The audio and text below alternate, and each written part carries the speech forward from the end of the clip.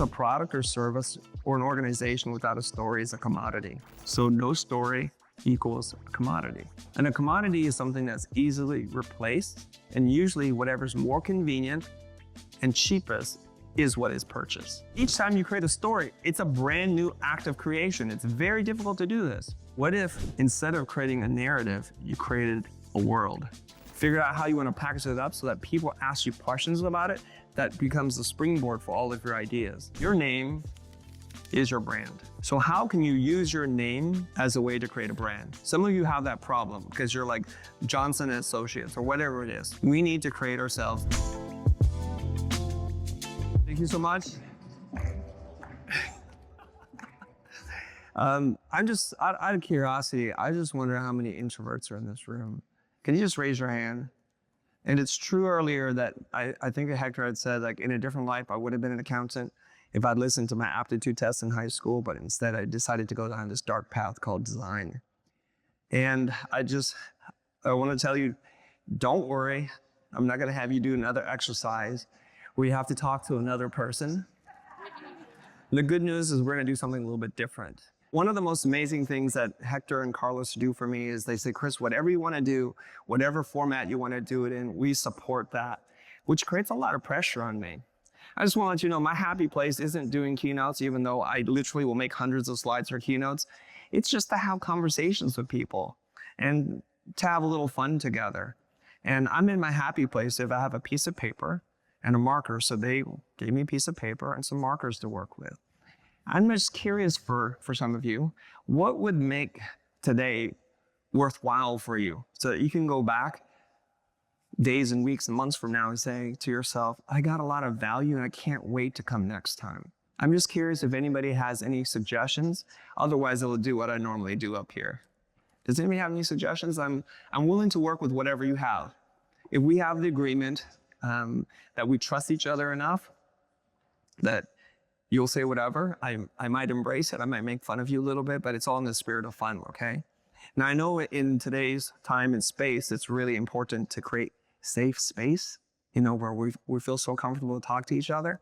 Well, I like to tell people I create unsafe space because it's in the friction that we get to the truth and we get to some point of clarity, either for you or for me, for all of us.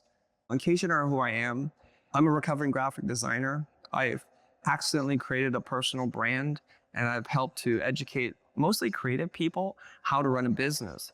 But a couple of years ago, I ran into a group of left-brainers, people who work in the mortgage space, real estate loan officers, and then all of you fine people in the accounting space. And I started to doubt myself, like, what am I doing here? Why are they even listening to me right now? And then I realized, going back to those origins of, I think I'm half accountant business person and half crazy creative person.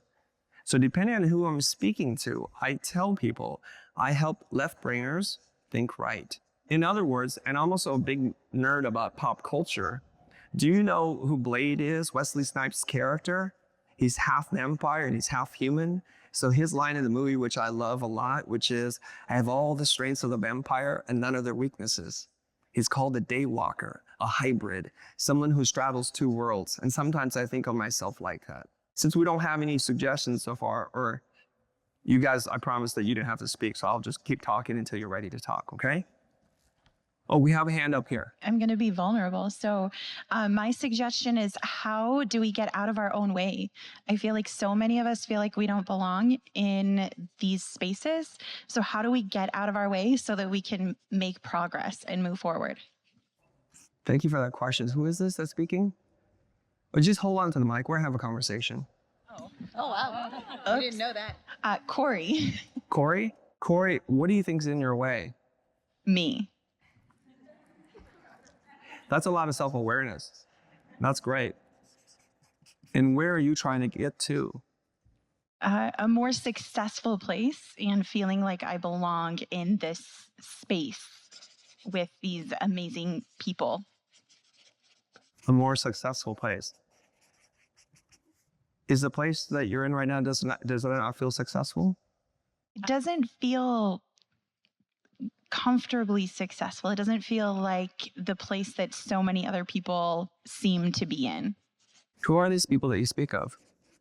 the other, how many people are in this room?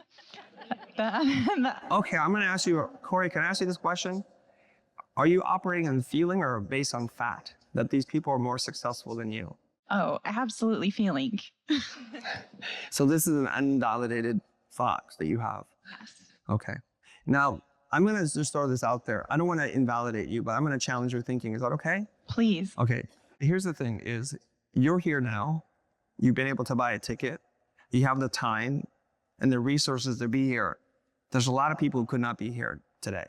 A lot of people who really wanted to be here today who are probably underwater right now, like figuratively and literally. So I think oftentimes we use this thing of comparison to kind of put ourselves down. Sometimes it's used to lift us up and to inspire us to take action, but more often than not, I find that comparison really drags us down. As the quote goes, like, comparison is a thief of joy. Are you doing that to yourself? Yes. Okay. Have you done any kind of like inner work? Some. Until it gets uncomfortable. Oh, that's the way to do that kind of work. It's supposed to be uncomfortable from the beginning. If you really want help. I mean, you're being really vulnerable right now. Are you feeling uncomfortable? Yes. I'm curious why you are more comfortable telling a room of strangers who make more than you, just kidding about that part, what it is that you're trying to work through, but when you do the inner work and if you're working with a therapist, why you want to pull out before it gets uncomfortable. Because I don't think that I'm the only one having these feelings. I think that there are a lot of other people in this room who have these same feelings, and we just don't talk about them enough openly. Oh gosh, when I talk to people, they'll often say there's always people more successful than them. But what they never do is just look behind you, like, look how many people are behind you. Okay, I don't want to get into numbers, even though this is a numbers kind of room, because maybe that will make you uncomfortable, right? Like if you were to just write down on a piece of paper how much money you're making, do you think everyone is making so much more money than you? Because it can't be true. Half the room said you're all making more money than the other person. So either half the room is rich and half the room is poor, or that cannot be true. You know, there's something that I read in this book called Conquering Your Inner Critical Voice. Has anybody read that book? There's a handful of people. It's written by a couple of doctors, Dr. Firestones, I think a husband and wife team, about this voice that we hear inside our head. Now, when you said this, I immediately thought of the book. I want to get out of my own way. My problem is me. Pretty violent language, I think. I want to be more successful. People are doing much more comfortably than me. Does that sound like a loving, supportive voice inside of your head? Do you have any children? Yes. Now I'm curious. Would you ever say that to your child? Never. Why wouldn't you? Am I being vulnerable, or should I just say the real? I would just prefer you be as real as you can be. Because they're deserving of someone to not say those things to them. Are you less deserving of that? Someone else want to take over? Girl, I'm still on you right now. Can we zoom in on her face? No, I'm just kidding. I mean, aren't you deserving of the same love you give to your children? Yes. For sure you are. Aren't you? You got this. Cool. That's exactly the reaction I was thinking you would say. I mean, this is the thing. I'll tell you something. If I tell this story, I might break up here on stage myself. So I'm going to be careful on how I say the story, okay? I've gone to see the most amazing therapist. Her name's Dr. Joan Lightfoot, and she's not Native American, but she's got a cool name. And Dr. Lightfoot asks us to examine our history, our family history, and it says a lot about us. She was so amazing. I recommended all my friends. So 3 of my friends went to see her, and she's amazing too. And my cousin went to see her. And he shared this story with me. Now, this is a trigger warning. It's not violent, but for some of you, you're going to feel like your heart's been stepped on. So I'm just going to say it, okay? He goes to see her, and she asks him, why are you here to see me? This is my cousin. I grew up with him. He says to her, I don't know. I just don't feel like I'm living up to my potential. She goes, oh, whose voice are you hearing inside of your head when you say that? He goes, mine, of course. It sounds just like me. Now, my cousin at that time was single, and she asked him this question. Well, one day if you were to get married, and one day if you decide to have a child and you have a child, would you ever talk to your child like this? And he immediately started to cry and goes, I would never, ever, and he got really angry, say that to my child. And she goes, why not? Because they're deserving of unconditional love. That no matter what they did, there was no more they ever needed to do to be loved. And then it dawned on him. It's the voice of his dad, my uncle. And if you've grown up in Asian culture or near it, you know what I'm talking about. There is nothing that you can do for Asian parents to be good enough. And they think this is how they motivate and create this discipline, this hunger inside your belly. But all they do is they break humans. So that the rest of your life, they're looking for other people to tell them you're good enough, you're doing enough, you've hit your potential. When you realize that, his life changed. And here's the thing, I love my uncle. He's a great guy. He's so loving, he wants love on everybody. But he comes from that old school where he just pushes you to want more. And it's devastating. Are you guys having that kind of inner dialogue? What do you want to do about that is the question. And you're all probably sitting there thinking, this is not what I signed up for. I usually ask if there's a therapist in the room. Is there a therapist in the room? Anybody, please save me? Okay, let me just say this. Let's not go so deep because I can get us in trouble and I won't know how to get us out of it.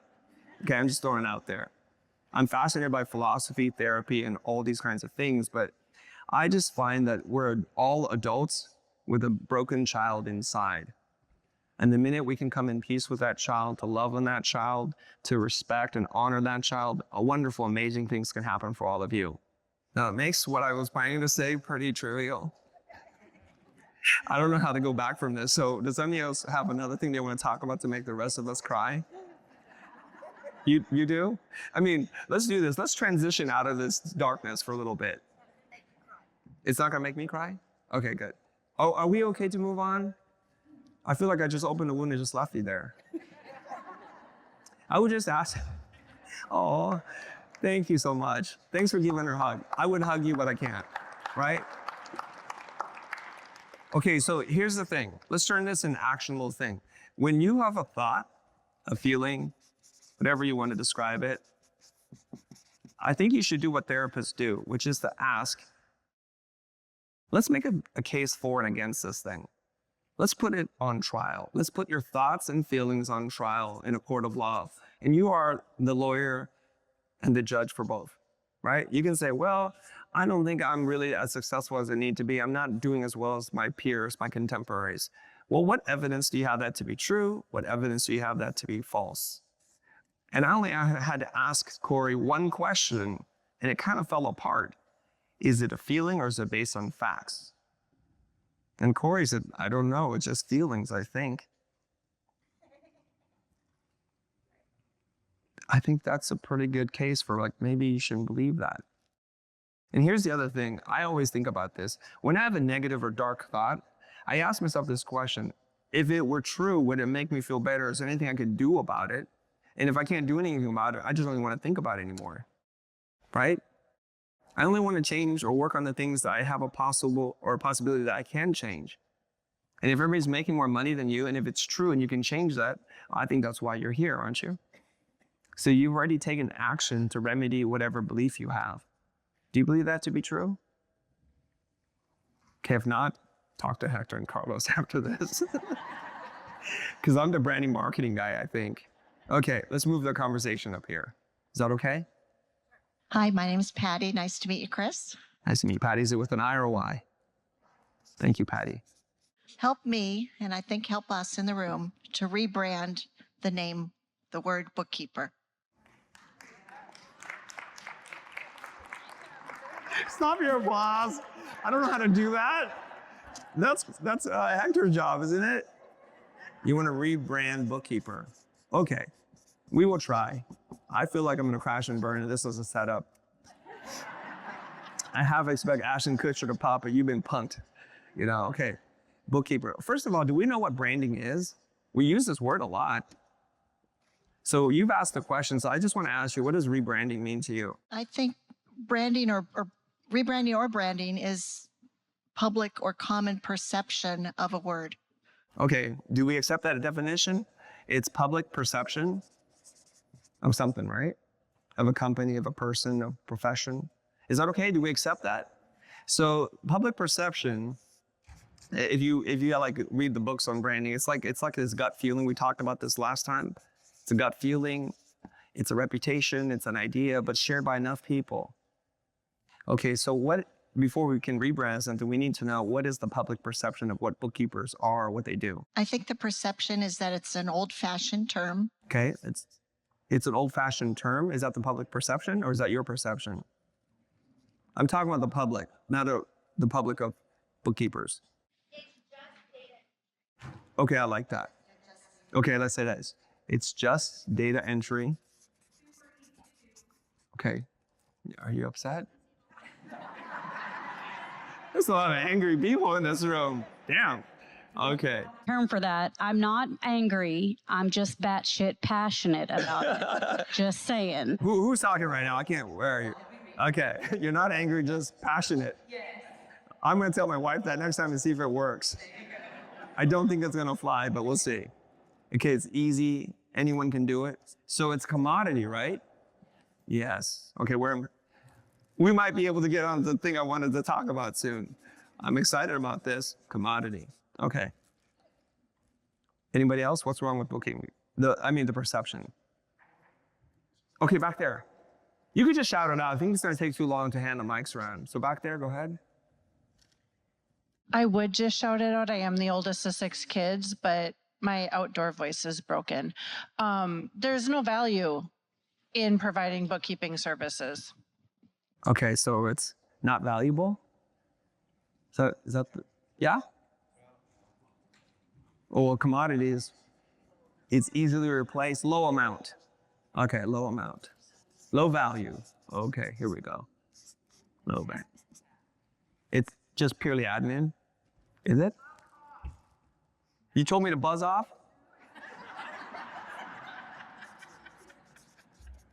I'll leave soon. Oh, low cost. Free CPs. Oh, yeah. Low skill. Oh, no wonder you're so angry. Passionate. Dang. You know what? Here's the funny thing is there are a lot of professions right now that some of these things could be said about as well. Because we're in a time of massive change, right? We really are. Okay.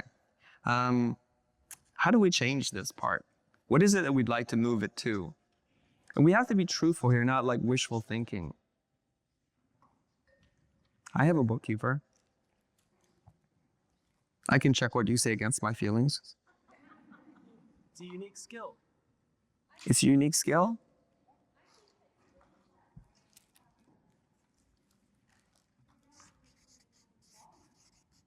They don't know how hard it is?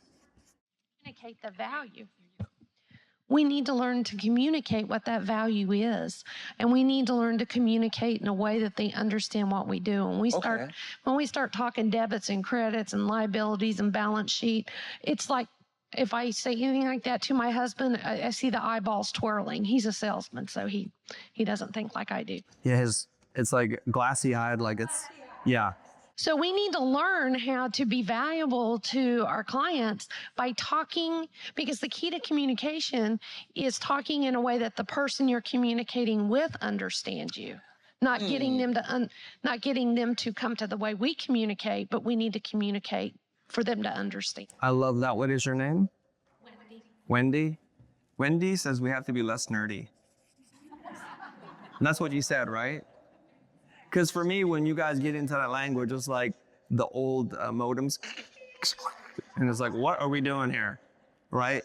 My wife does this to me. Although I'm an entrepreneur, I don't care about the money at all. She's like, hey, can we look at the balance sheet? Oh, please shoot me now. I don't want to look at it. All I ask her to do is faster or slower. Step on the gas, you can spend more money, or pump the brakes a little bit. That's all I care about. Beyond that, I don't want to know. And if you're working with an entrepreneur, maybe that's how you need to talk to them. We assume they're as nerdy about what it is that we're nerdy about, so we force it upon them. And earlier at my table, it's like my client doesn't want to go at the speed in which I want to go. We have different ways of working, and we just need to align that and be happy with that. And you said something wonderful, Wendy, about communication. Communication isn't about what I want to say. It's about how I can most effectively deliver the thing that would make sense to both of us. You have to find that common language, right? You're finding the common language. Okay. Now, what are you doing to communicate the value of what you're doing and why it's a unique skill, why it's not easily replaced, and why it should be not the cheapest thing that you pay for? How are you doing that today? What? You just went super violent. I wasn't asking you that kind of thing. She's saying keep them out of jail. No, I just meant like, how are you doing this? Because are you making content? You're recording videos? Some of you are. I don't see a lot of heads, but like three of you are.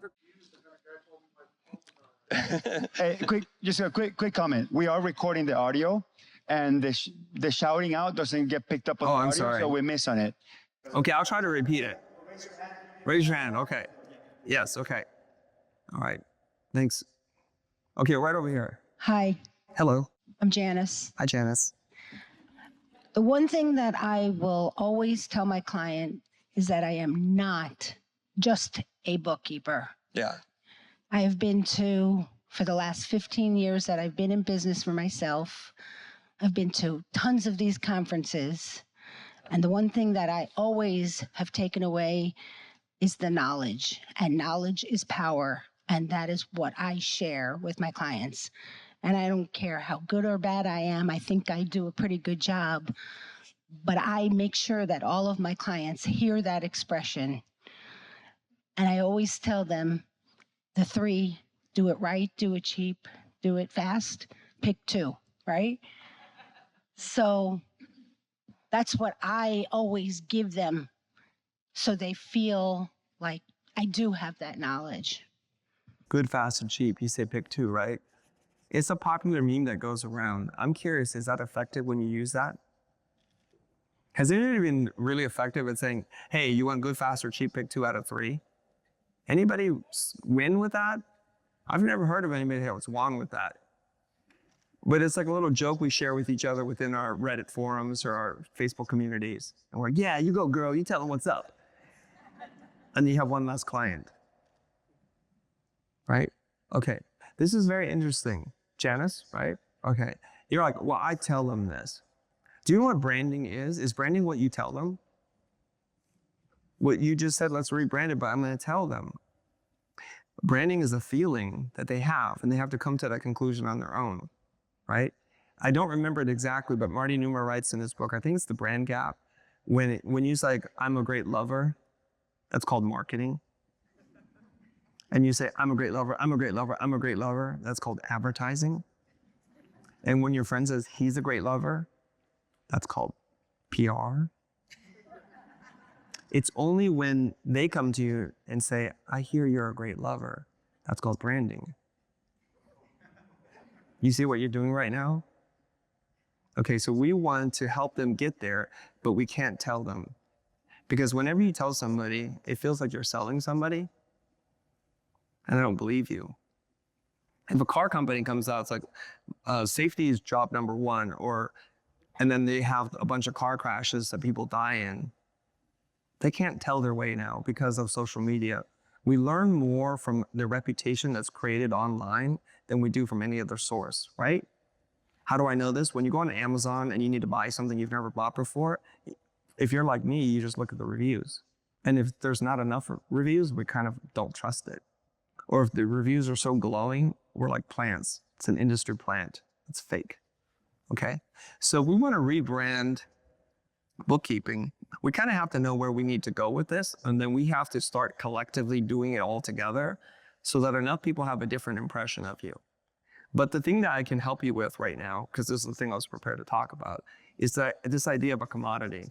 And it doesn't matter if you're a bookkeeper, an accountant, a CPA, an attorney, we're all racing towards being a commodity. I'll share something I learned by talking to Michael Margolis, who wrote this book, Story 10X. And he says a product or service or an organization without a story is a commodity. A product, a service, or an organization without a story is a commodity. So no story equals a commodity. And a commodity is something that's easily replaced, and usually whatever's more convenient and cheapest is what is purchased, right? There's lots of things that you buy that are commodities, and they're feeling pretty bad. It's not your problem, is it? Okay, so I was thinking about this. The earth is covered, like 2/3 of the earth is covered in water. And there's some different percentages, but we're mostly water ourselves, right? Most of you, of what is inside of you is water. And I was just looking at this bottle here. This is a bottle of water. How much is this bottle of water worth? What do you say? It depends. Why does it depend? Is it in my hotel room? Okay, so location matters. So I'm gonna write this while I don't have enough hands here. The location, how thirsty you are. Like if you're dying of thirst, it's worth a lot more. In a hotel, it's pretty expensive. In a theater, it's pretty expensive. But right next to a drinking fountain, probably not as much. Okay, what is your name? Gita? Gita. Okay, Gita says, this bottle has no label. So she's really paying attention to what I'm doing here. Everybody else is going with what they know, right? So no label. Is this bottle of water worth more with or without a label? With. What's that? Depends on the label. Are you sure? When I see a bottle like this without a label, I'm scary. Aren't you? Did they just refill that bottle? Why is there no label? What bottle, is this chlorinated? Is it purified? Is it vapor distilled? Is it natural spring water? So here's the weird thing. I was at a conference. I was so thirsty as I am right now, and I see a whole area of unlabeled waters of bottle. I almost died of thirst. They removed the label because of copyright, trademark, right? And it made me think about this, and I asked everybody, so if you were to pay $1 for this bottle of water, I would argue that this is worth less without a label. Now, here's another bottle of water. This is a bottle of Fiji water, natural artesian water, 100% recycled plastic, Earth's finest water, distilled through volcano rock. This is pretty expensive water. And I think they just told you a story. Has anybody gone to Fiji to check out the source of this water? Now, if somebody raises their hand, there's just balling on you right now, flossing like, yeah, I have. It's kind of weird how quickly we can give something we never verify if it's true or not. Isn't that weird? So I ask you this, if you're mostly water, are you showing up like this in the world? Without a label, with no story? Because if you are, then you're worth less than a person that at least has a little bit of a story. So it's something to think about. Now, I like to play with words a little bit. So I think like when you meet somebody, say you're single and you meet the perfect partner, and you're telling your friend, your girlfriend, your boyfriends, whatever, I guess we don't call them your boyfriends, your best mates, and you're like, my God, they're kind, they love me, they have a great job, they want to raise children. We share the same faith. You say what? They're tall, they're handsome, they're beautiful, they're curvy, whatever it is. You say they're the total package. So you are the container for all this water. But here's the weird thing. Most of us, raised in the way that we're raised, like what Ed was talking about, we are trained to have answers. The other thing that he didn't talk about, I don't think, or maybe I misheard, was we're trained to blend in with people. We're graded on how close we are to the norm. Deviation from the norm is what is measured, right? You guys understand this, right? Now here's the thing. Why do we want to be normal? Why do we want to be normal? Because I think normal means standard. Another word for standard, and is a word that hurts me, is average. Okay? In art school, the worst thing that the teacher could say about your work isn't that it's terrible, it's not well thought out, poorly executed. It's to say to you, your work is average. And that would tear us apart. Tell me it's terrible, tell me it's bad, just don't call me average. Yet when I look into the normal world, that's all everybody wants. They just want to be just like everyone else. Okay, So here's number 2. Branding, whether it's personal or corporate, we'll reduce it down to one word: differentiation. To be different, to be unique, to stand out. You need to stand out. So if you're busy blending in, using the same language that everyone else is using, then you're not doing yourself any favor right now. You're moving more towards being a commodity than you are towards being a brand. The good news is, to stand out, all you have to do is be you. To be different, all you have to do is be more of you. So I wrote this line earlier today. I was so proud of myself. I'm gonna just read it for you, okay? I know it's on the orange card. You tell me if it's any good. The more you are, the more you are. Okay? The more you are, the more you are. So I've been toying with this idea, like what personal branding is. Most of us are trying to remove anything that makes us unique. Our history, our ethnicity, our training, our accent, the way we look, the way we dress, the way we show up, the tone of our voice. We're trying to blend in to be more like the norm. So here's the idea. When it's you and more of you, it's you to the power of you. That's it. It's you to the power of you. So when you remove parts of you, your history, your culture, your language, you're becoming less. And I share this with you mostly because you're like, duh, dummy, I know this. You might not. Because when I look into the world of people who speak on personal branding, I think they have it all wrong.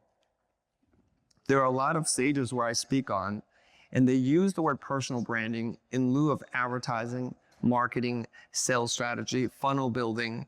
So they talk about personal brand to get more business. So they talk about it like what you do. But you are not what you do. You're way more than that. You are your personal brand is who you are. Your thoughts, your beliefs, your values. So any conversation about personal branding that doesn't dive into all the weird things that make you, you, I find that it's fake. And here's the weird thing. I feel like this, that 99% of the people online on stages are talking about the wrong way. And if you allow me to make a little joke here, in the church of personal branding, all they want to do is help you sell more things to more people, to things that they don't want at a higher price. I find that really problematic. And I want to be the voice, maybe of many, but right now one, to take a different approach. Like I'm the blasphemer in the church of personal branding, because I want you just to learn to love yourself, to accept yourself, to be self-confident, self-reliant, and be very resilient. So I tell people, in the church of personal branding, I'm the Antichrist, because I'm gonna take it a different direction, okay? Now, I want you to get in touch with this person. And one place to start, and it's a dangerous place for me to start, is to lean into all the things you're afraid to share with the world. Because remember, you've been trying to be normal. So you cover up all those weird little things about you, right? And if I can pull Hector into this conversation, I find that when people are asked to talk about their personal brand, all they do is talk about their strengths, what they're good at, what they've accomplished, where they went to school, what kind of cars they drive, and the homes they have. They're not being real. They're not being real at all. So let's take an opposite approach, a contrarian approach. Let's go a different direction. Let's talk about the things that we don't want to talk about, the things that suck about us.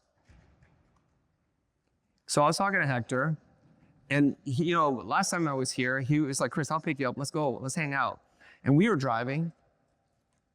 I noticed when he put his hand on the steering column, he has meaty freaking hands. Have you seen the size of this man's hand? Hold him up there. And I didn't want to say anything. I was in the car. Like, look at my dainty Asian hands, okay? Just look at my hands. And just for a point of contrast, when I was working at an ad agency, there was this really big chair and I was standing something on the computer. I held my hands behind the wall and somebody walked behind and was like, oh, Carrie, it's you. I'm like, no, it's not. I have hairless, thin Asian hands. And this guy is a baseball mitt for a hand. And I go over to him and we were talking earlier today. Look, don't quit your day job. You're not gonna be a hand model, okay? And I was telling him, man, you have the freaking meatiest hands I've ever seen. Your face is super thin now, but your hands are still beefy. And he goes, you know, Chris, people troll me online. Yeah, they troll him because the camera's here. Not only does he have big hands, they're twice as big because they're close to the camera. In the video, just the way the video was, I was explaining payroll for like 10 minutes, but I kept doing this. And the angle didn't work. The shirt was a little bit weird in size. So it looked like prop hands were slapping at the camera. And I didn't, So good. I didn't even notice this until I started reading the comments. Wait, I want to tell this part. Can I tell this part? Okay, he shared some things with me and I just went on the internet and just found some more things. Some of it may or may not be true, okay? So you're saying you do a lot of hands-on training? This is hands down the best course in QuickBooks. It's really first-hand knowledge. Come on, man, you've been talking for an hour. This is getting out of hand. You know, he cares so much, he lends a hand, right? And he could do this with his hands tied behind his back. And we're talking about this. He has a good sense of humor about this, but most people are like, oh, don't talk, I'm gonna just keep my hands over here, right? And then I was thinking, when I say thinking, I was mostly stressed out and anxious over there. Like, what the hell am I gonna say when I get up here? I'm like, Hector, I think it's beautiful. Can we lean into this? How do we do this? How do we take a negative thing, a liability, and turn it into an asset? How do we make something that might hurt us and turn it into a thing of power? How about we just say, you're in good hands? You're in good hands. This guy cares so much. He produces an event like this. I think, and I talked to Carlos about this, he's gonna drive the company into the ground spending all this kind of money because he really does care. One thing you know about going to this conference is you'll never go hungry, that's for sure. There's food everywhere I turn, right? So I'm not saying that we call Hector big hands or you're in good hands, but it's something interesting to play with. So here's the thing that I would like for you to think about. What is it about you that makes you a little anxious, nervous, you feel guilty or sometimes shame around? Just make a really long list of those things. Can you do that? This is a pretty dark group, right? There's so many negative exercises. I feel like I need therapy after those exercises. It's rough. So if you were to make a long list of all those words and we could do this together, sometimes this fails. Every once in a while it works. Can we do that? Why don't we just take 1 minute? You don't have to talk to anybody. I promised that we weren't going to do that part. Just write down a bunch of words, ways of describing yourself. And sometimes this is really hard to do until you pretend like you're a critic of you. Oh yeah. Just write those words down. Okay? I'm mostly looking for neutral, slightly negative, or full-on negative, violent words. All right. Do we have anybody that wants to step into the darkness with me? It's a dance and it can be tough, okay? And hopefully you have lots of good words for us to work with. Now I'm going to need the help of a lot of people here, like all of you smart people, including Carlos and Hector and anybody else who wants to help me with this. So the first part of this exercise is to write words without judgment, to just pour it out of you. And there's a trick that you can do sometimes when you get stuck, is you can write the words in your non-dominant hand. For some reason, that helps to kind of release some of the control that you have in your brain. You can just try that, okay? Sometimes, my coach used to tell me this. He would say, ask a question, write it with your dominant hand, and then answer it with your non-dominant hand. Some freaky deaky things happen. Yeah, I know. It's like Blair Witch. Okay, who do we pick to start? Okay, you ready?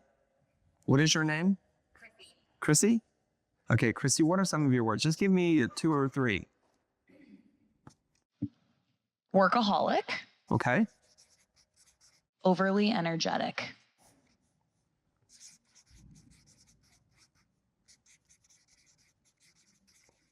Okay. What else? impulsive. Okay. Those are the only 3 I have. I can think of more. Let's just keep going. Okay. Think of a bully that you had in school or a mean teacher. Oh, see? You got one? Teacher's pet?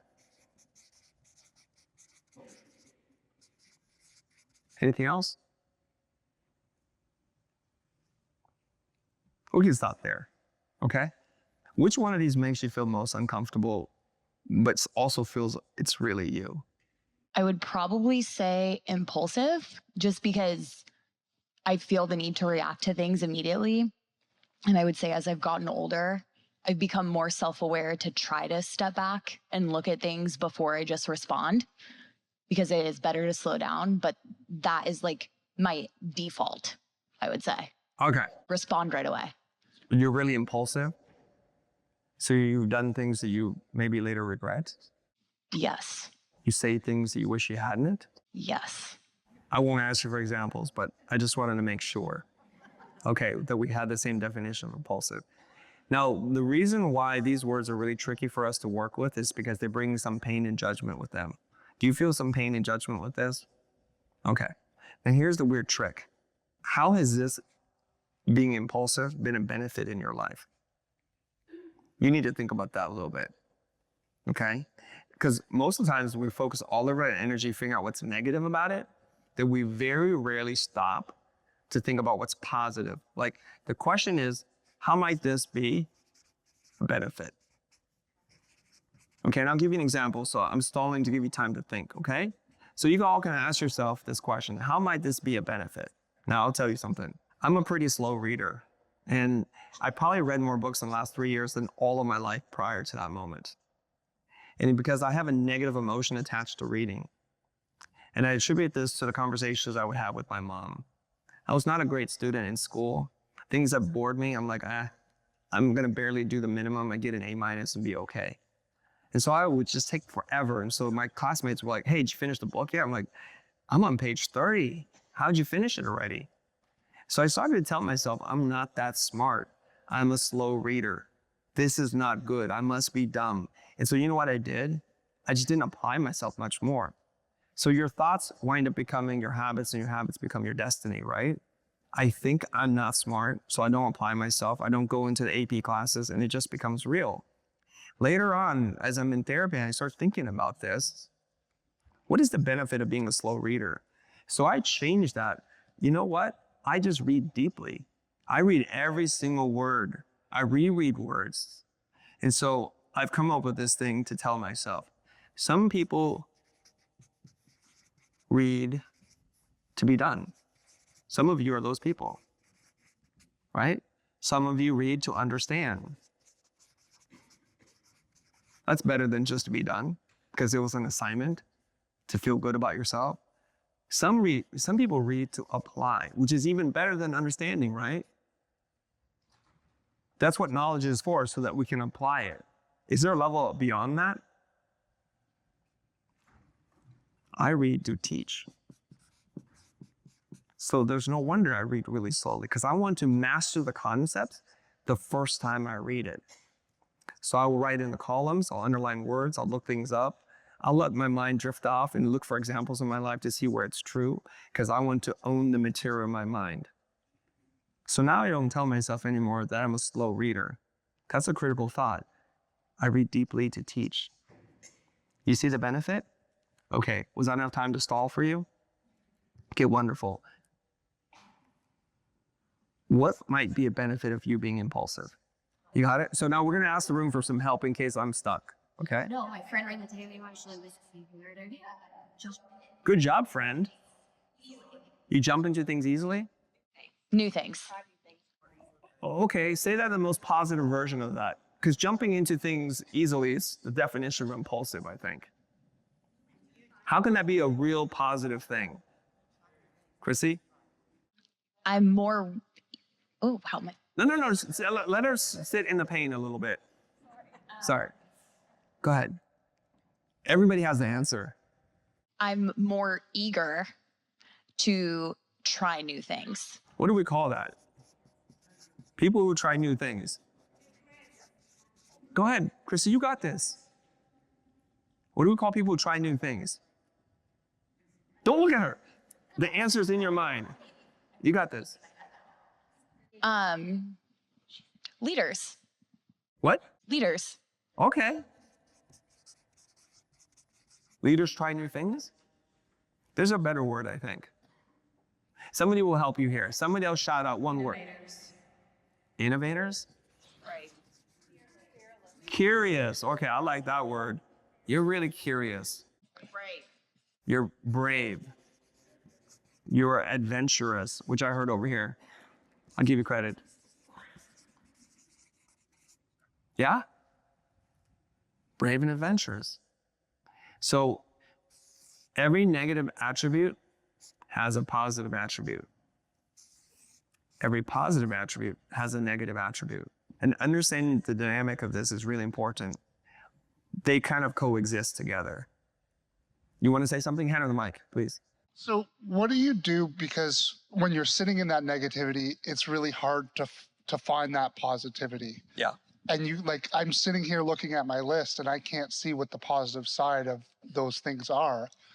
How do you go? Where do you go from there when you can't see the positivity of it? That's a great question. Are you an accountant? Is it a problem with the profession? Maybe? Okay. This takes some work. Takes a little kind of like neuroplasticity to be able to stretch, right? So I think what makes you guys super powerful is you're convergent thinkers. Like there's one right answer. Everything has to be one thing. Where creative people are divergent thinkers. They think, well, there's many, many possibilities. And they're both superpowers when used in the right way. They have a focus problem. You have a creative thinking outside the box problem. Process-oriented can be controlled. Now, there's a doctor, and I've learned a little bit about the doctor. His name is Dr. John Demartini. Does anybody know Dr. John Demartini? Still alive. Have you worked with him? Okay. A friend of mine in a mastermind, we were just chatting. He says, Chris, you have to study with Dr. John Demartini. Little controversial. He's a therapist. He brings people together who have suffered from severe trauma. And he was telling me a story, super uncomfortable, to sitting in a room. And this is what Dr. John Demartini would say. He goes, all of us have these negative emotions and feelings about things. And all we do is focus all of our energy on the negative feeling and experience, that we don't take a moment to think how it was good for us, how it was a benefit. So all of us have suffered from something, imperfect parents, escaped war, have gone through a lot of crap, but all we do is we focus our energy on the negative. So what Dr. John Demartini is able to do is help people find the benefit. And this gentleman that I met, this new person at the same table at dinner, he goes, you know what, in 1 year, I lost my company. I was sued by my ex-partner and my account was deleted off Facebook. I had like 10 million followers or something like that. He went to his coach and his coach was like, what's the benefit of this? What's the benefit of this? And he went through all the horrible emotions. And he says, go home today and write down 100 benefits of your father dying. He thought it was a ridiculous thing to do. Somewhere around 24 on this list of 100, he found a lot of reasons why it was a benefit. He rebuilt his company, got out of the lawsuit, and is back on social media. It's not easy to do, but it is possible. I love that same quote or definition of wisdom. It's experience plus reflection.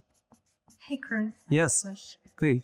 So what happens when your creative side meets your defiant side? Like the creative defiant person meets the type A personality, because I live in that little dot right in the middle where I am defiant, yet can be creative at the same time. Yes. Does that make sense? Not really. That was very creatively defiant of you to say it that way. Thank you. Does anybody know what she said? You do? Okay, can we, let's get somebody closer. You know what she said? Okay, you understand? You speak that same language? Well, I create structure and Wait, are you going to tell me what she said or are you going to tell me what you're going to say? I'm kind of trying to make it relate. Oh, are you sure? I can break them. So it's like you crave structure, but then you destroy it. Okay, I like that. Is that bingo? Okay. You crave structure and then you want to destroy it. Wow. Can you give me an example? Wait, keep the mic on her, please. Can you give me an example of how you create structure and you want to destroy it? A schedule. A schedule of where I'm Okay, I feel you now. I know what you're talking about. like this day will be for meetings and this day is for work, and then I totally destroy it within 30 minutes. It's weird what you guys bingo on, but I like it. Okay. When you said schedule, I feel you. Like to-do lists, things that you're like, this feels right. For me, it's going to the Container Store and buying all of the ways to organize my life, and they're still sitting in the garage. You feel me on that one? But I enjoy that part about myself. And my wife said, what are you doing? We have containers on top of containers. Well, that's what they're for. We put the containers inside a container. You never know when I'm going to organize things. She goes, I know, it's 5 years old, honey. It's not gonna happen. It's all those side projects that never get launched. Okay, so here's the weird thing. Instead of saying, this is horrible, can we just say, this is just who we are and dance with this? Is that okay? So you know what? Most people believe procrastination is a bad thing. Does anybody here think procrastination is a good thing? Raise your hand. Oh, what's your argument for why procrastination is good? Pick some new person. So I didn't rehearse my keynote. That all happened on the spot. I didn't rehearse the ChatGPT class. That all happened on the spot. I do things last minute because somehow that last minute, the level of anxiety just gives me that superpower to come up with things, the adrenaline, to come up with things that I wouldn't even have thought. As a matter of fact, the more I think about something, the more I destroy it. And it's really when it comes out of that pressure that comes out in unexpected ways. So that's the story I tell myself anyway, so I can continue to procrastinate. That's the panic monster. Panic monster? The panic monster. Okay, is that what you call it? Who's talking? You guys need to stand up and do a little dance because I don't know who's talking. Over there? I don't remember who did it, but it was a TED Talk. Has anybody seen it about procrastination?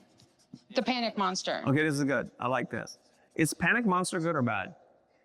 I don't like the fact that I wait till the panic monster shows up to actually get stuff done, but sometimes it's my best work. And sometimes it's an all-nighter and I haven't had any sleep, but holy cow, look at the product. Okay, you know, this is called reframe, right?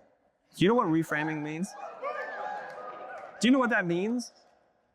Okay, I'm gonna give you a very literal definition of it because I help creative people understand complex ideas, right? If you literally think about a frame and you move the frame somewhere else or you change the frame, what is inside changes. And I'll give you an example of art. If you walk through like an open flea market and there's artwork in plastic sleeves just sitting there, you could rifle through hundreds of them. What is the value of that piece of art?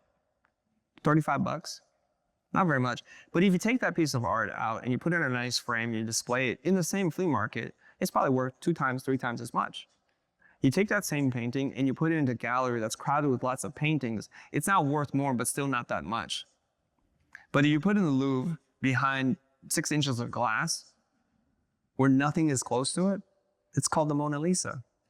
I don't know why the world loves the Mona Lisa. I can't even see it. You can't even see it. And then they tell me that's not even the real Mona Lisa behind that piece of glass. That's just a story though, by the way. Okay? I don't think panic monster is a good thing. I love procrastinating. My wife, not so much. It drives her crazy when I have to do a keynote and I'm like, babe, you want to watch a movie? And she's sitting there shaking. I'm like, what's wrong?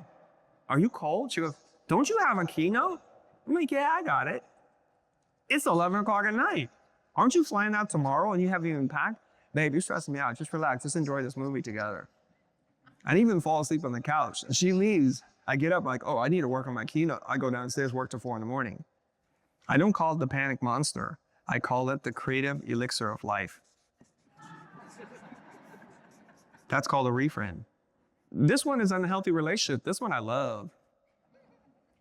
I tell my procrastination side, it's time for us to get to work tomorrow. What she doesn't realize, which is probably what's happening with you, is we don't give enough credit to our subconscious mind working on the problem while our conscious mind is just doing whatever we do. You notice there's this great frequency, like when you're doing the dishes, when you're in the shower, washing the car, folding laundry, you get your best ideas. Why is that? There's some science behind this, right? It's because there's 2 brains that are at work. Your active brain, or system 1, system 2 thinking, active brain, and your archival brain. Are you guys familiar with this concept? Okay, your active brain is the one you're using right now, taking notes or falling asleep, whatever it is that you're doing, thinking about what you're gonna eat later today, whether the party's cool or not. Your archival brain knows everything you've ever learned in your entire life, has forgotten nothing, barring some kind of brain injury. Creative people, when I say creative people, I mean artists, poets, musicians, writers, anybody who makes anything. They've learned to slip from the active mind to the archival mind and going back and forth. They know how to control that. And I'll tell you what I mean, okay? If your active mind is running, your archival mind is dormant. What happens is during the day, your body and your mind is processing so much information that when you slip into sleep, your archival brain is trying to sort out all the crazy, stupid stuff you saw that day, and it tells your subconscious mind a story. We call that a dream. But the problem is dreams are very ephemeral. They disappear immediately after you get up. The really good part is the moments right before you go to sleep and the moments right after you get up. But you can slip into this mode on purpose. I think Benjamin Franklin did this. Many famous, successful people would put themselves into states of sleep and non-sleep. I think he famously held like a steel ball in his hand in his chair. And he'd work until he fell asleep, and when the ball dropped, he would just wake up again. That sounds like torture to me, but he understood this. A lot of famous artists, inventors, successful entrepreneurs slip in and out of this state. So for me, procrastination is me leaving the problem for my archival brain to solve. And I've had a career in design for over 30 years now. It's done a pretty good job. You know, when you find something that's successful, why would you change that? I'm not saying this is for everybody, but if we look at our whole need to create things and destroy things and look at that as a negative thing, well, we're gonna beat ourselves up. What if that's just part of who you are and the magic that makes you, you? We don't want to deny that part. We want to lean into it. So, you know, people used to make fun of me for all kinds of weird stuff. Now I dress even weirder than I did before. And what's really strange to me in the last couple of years, random people who are fans of mine will walk up and say, how much do I have to pay you for you to consult me on how to dress? And I said, I don't do that. It's like, we'll see. Okay. I think what they're meaning is, I will pay you enough money that you will agree to do this for me. Isn't that pretty cool? You know, people are like, my friend Trevor, which I'll tell a little story about and land this point for you. He's like, yeah, Chris came on stage and he took the seatbelt off the airplane. I like my seatbelt from the airplane, you know? Okay, let's go back to our exercise here, okay? Now, if we can look at some of these negative words and try to swing it positively, we're asking our body and our mind to do something it's not used to doing. Like for Hector, it might be exercise. And for you, anytime you do something new, it's going to be really uncomfortable. That's how you know it's new and exciting. So our friend here, I'm already forgetting her name, it's a Chrissy, the impulsive one. She's really good at doing new things. She's good at trying new things. And you know what? It's kind of ironic, or maybe it's not. She volunteered to do it first. Isn't that awesome? You're the brave one. Brave is a much cooler word than impulsive. So there's some negative.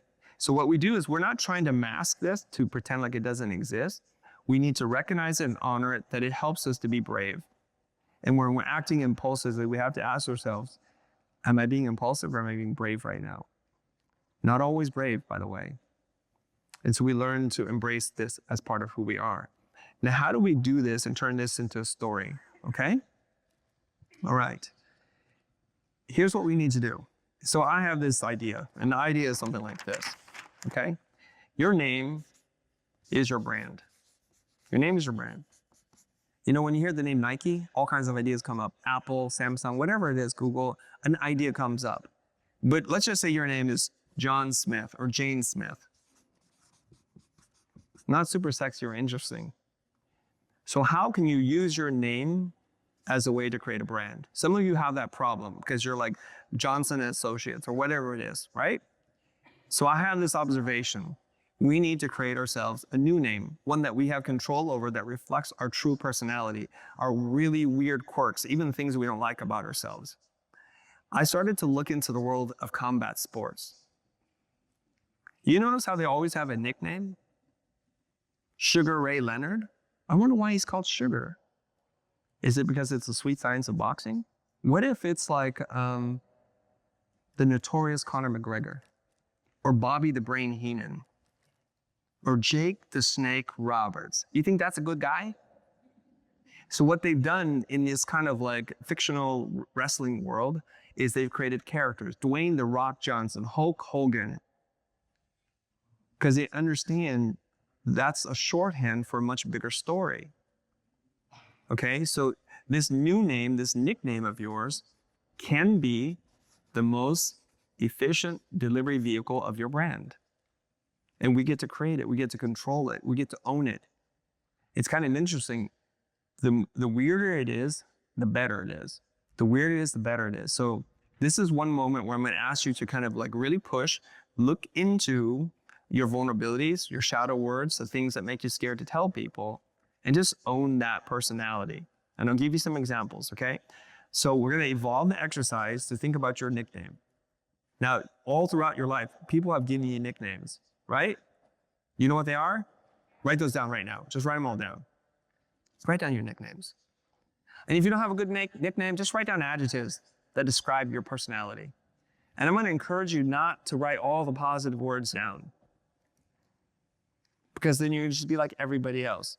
You know what you should never call a creative company? Creative Designs. First of all, it's redundant, and that's the least creative name you can come up with. You talked about how many of us have a personal name as part of our corporate name. What are your thoughts on going with a corporate brand versus a personal brand, and or should your personal brand be your corporate brand?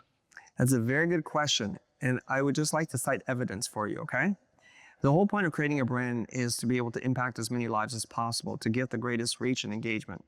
Fair? If we look at what's out there as evidence, the answer will be self-evident. If you look at how many Apple followers there are on Twitter and how many Tim Cook has, it's not even close. And you can just go down the list, Elon Musk versus Tesla. The personal brand is way more powerful than corporate brand, because a corporation is an amalgamation. It's a fictional thing that's created. But you are you, and you get to have a voice and opinion, and you get to speak from that. I find that whenever I write or create for corporate brands, it's super boring.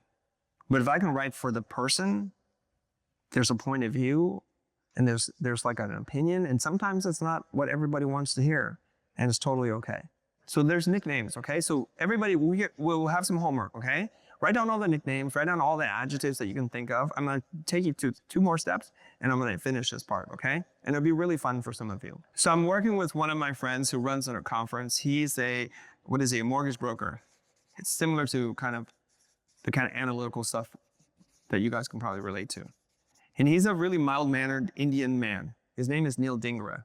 And when I asked the audience, a community of 1,000 people live on stage, what do you think of Neil when it comes to an adjective that might describe him? They started yelling all crazy stuff. The word that stuck in my mind was this word: he is relentless. Because you know what? He's the kind of guy who will make 500 phone calls to get a sale. And he would just not let go of you. He is a relentless salesperson. And you might be like, oh, that's kind of gross. It might be aggressive. But I'm like, let's make this a virtue. How do we make this a virtue? We have to embrace this as part of our identity. So I asked him to, okay, let's just say that's his name, like Relentless, Neil Relentless Dhingra. That's not interesting enough yet. We want to exaggerate this, be hyperbolic about it. Relentless, like in what way? What's the extreme version of being relentless? Non-stop, unstoppable, okay? And then I said, all right, think of an avatar in pop culture, either movies, TV, comic books, whatever. What's an avatar that represents a force that's unstoppable? And they came up with some weird names. Go ahead. Chuck Norris. Chuck Norris. Okay. I think Chuck Norris is an avatar for like the manliest man alive. No? Okay. So the room started giving me all kinds of funny suggestions, just like that one, right? And I said, you know what? Isn't he like the T-800? You guys know who the T-800 is? I don't know. It's like, he's like the Terminator. And when I said that, the room kind of lit up. And they're like, that's him. And you know how the Terminator is in the first movie? They cut off his whole body. There's still an arm and it's coming after you. And I was like on stage, like, that's just like Neil, like buy my course, sign up for my mastermind. It is fully just Neil, 100%. So Neil's like reaches out to me afterwards, like, Chris, what do I do with this? Well, look at all the phrases from the Terminator franchise, all those sound bites. I'll be back. Come with me if you want to live. Right? He could use that as a sales pitch. He gets off stage and he's like, I'll be back with the sales pitch. He could wear a leather jacket. He could have smoke fill the stage with laser lights and the theme song for Terminator. He could do all that. He's like, Chris, I like this. So afterwards, I sent him a chat GPT, or I saw a Mid-Journey picture of himself with glasses and his baseball cap. And it split the thing, and there's a skull from the Terminator. It's like, I love this, Chris. I want to animate this. So now he's created an avatar and a theme that he can build on. What we do when we create content is we have one little story. We have another little story, another little story. That's kind of it. So each time you create a story, it's a brand new act of creation. It's very difficult to do this. But what if you created a narrative? And you kind of know where the story goes. It's a lot easier because, well, what happens next? What happens next? And then, therefore, but you kind of have that. That's pretty cool. But what if instead of creating a narrative, you created a world?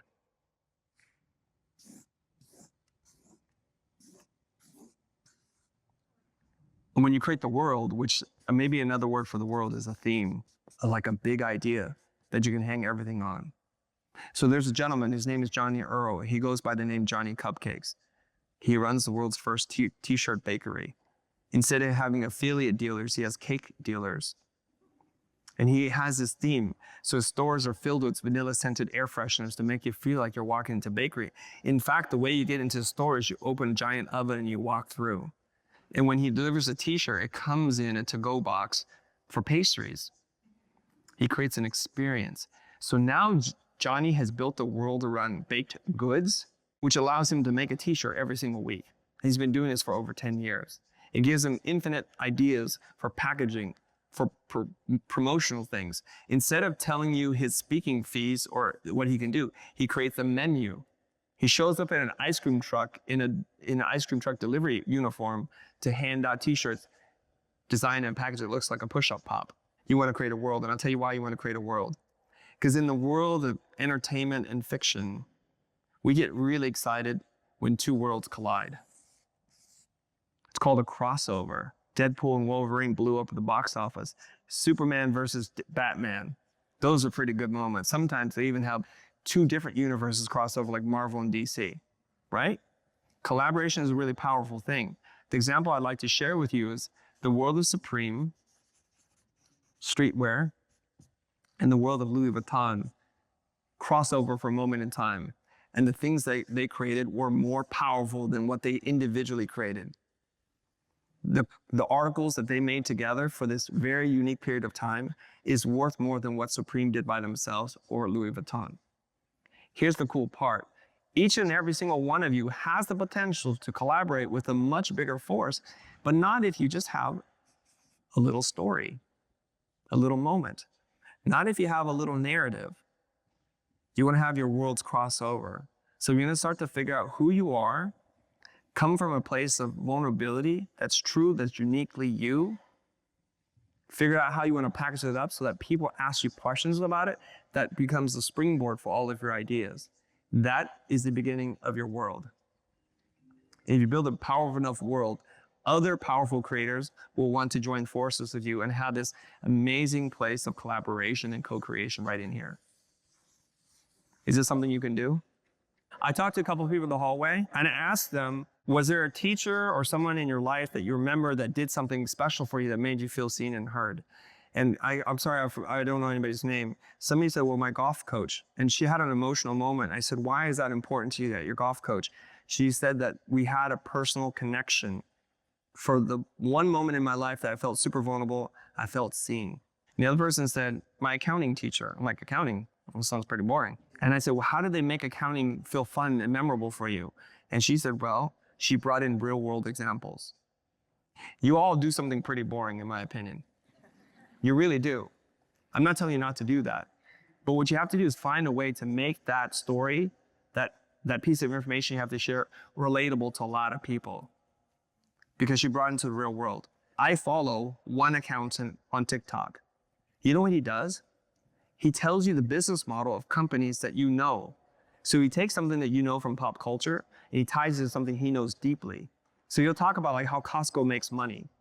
And it's not what you think, it's through memberships. And this is how much money they make every single year through memberships. Or he tell you this is why In-N-Out makes more money than these other companies, because he breaks down the business model. And at the end of it, he says, you can follow me, I'm an accountant, I do X. That's pretty cool. The thing that you can't do is to talk about a niche idea to a niche audience because you'll have 7 views. So what you do is What you do is you tie it to something that everyone knows, and then you build a bridge to something that you know. I'm out of time. I have to get out of here. Thanks very much, everybody.